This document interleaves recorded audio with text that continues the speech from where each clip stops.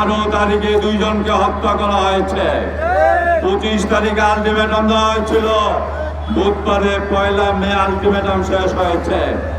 আজকে 3 তারিখ, এই পর্যন্ত কাউকে গ্রেফতার করা হয় না।